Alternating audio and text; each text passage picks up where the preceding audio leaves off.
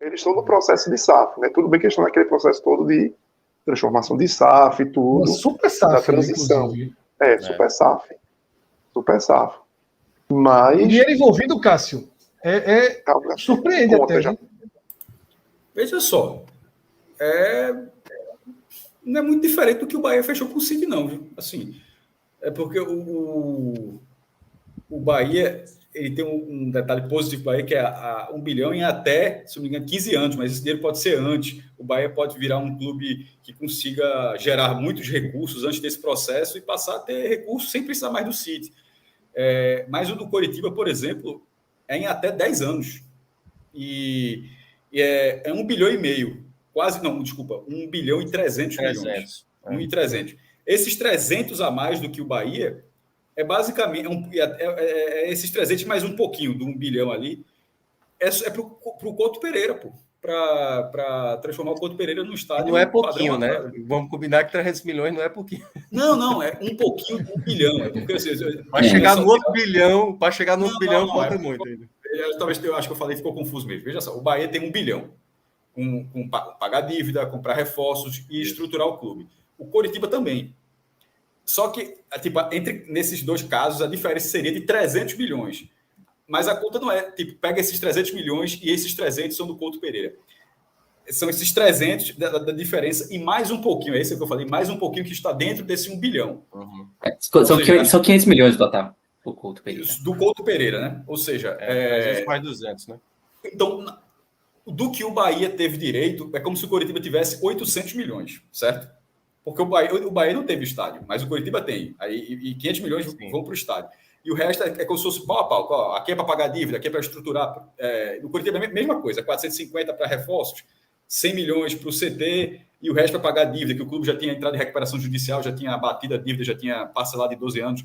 Só que ele conseguiu essa questão do estádio. Mas, ao mesmo tempo, teve até uma matéria do Metrópole, né?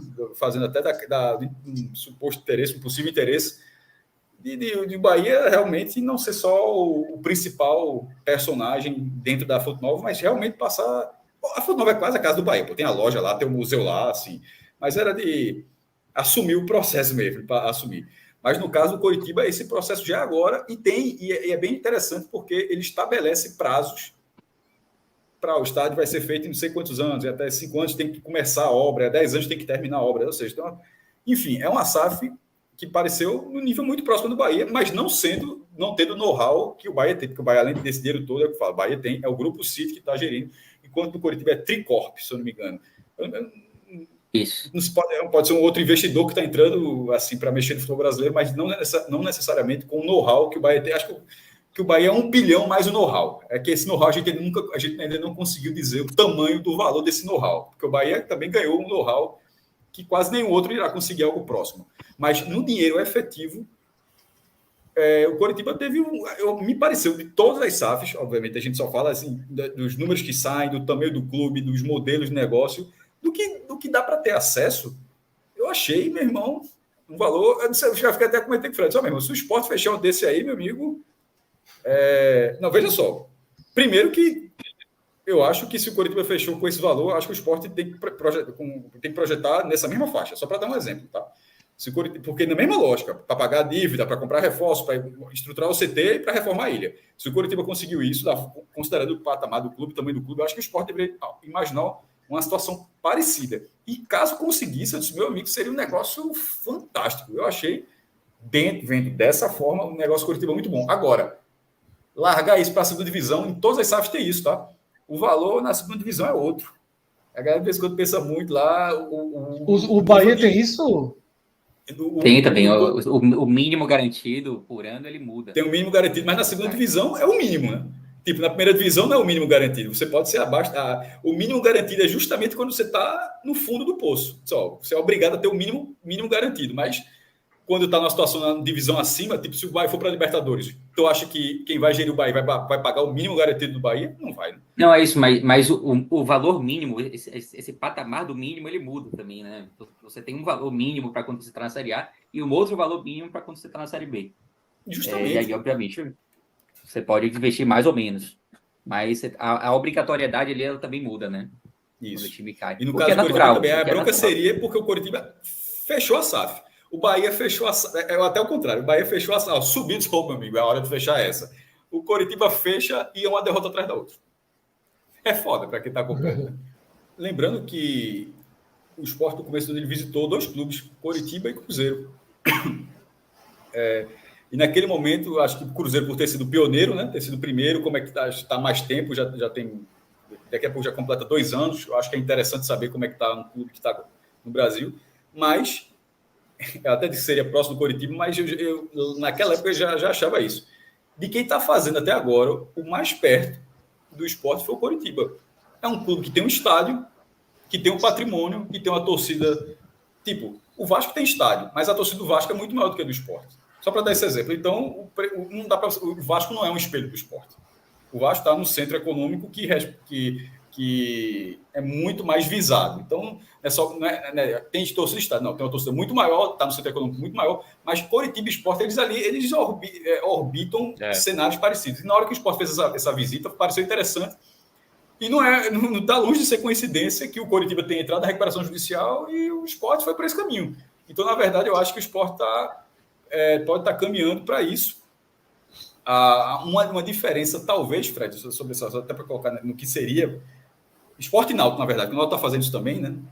O Sport parece estar mais perto. A Evandro Carvalho até disse que seria Sport e Náutico até o final do ano, segundo o presidente da FPF. Náutico e Sport, na visão dele, tem certeza que os dois serão SAF. É importante observar o modelo, como foi o modelo do Coritiba, relacionando o estádio ao repasse, né? Do estádio fazer meio que parte da SAF, agora com toda uma obrigação, ou seja, a Ilha do Retiro não seria da associação, seria da SAF Sport, mas com obrigações.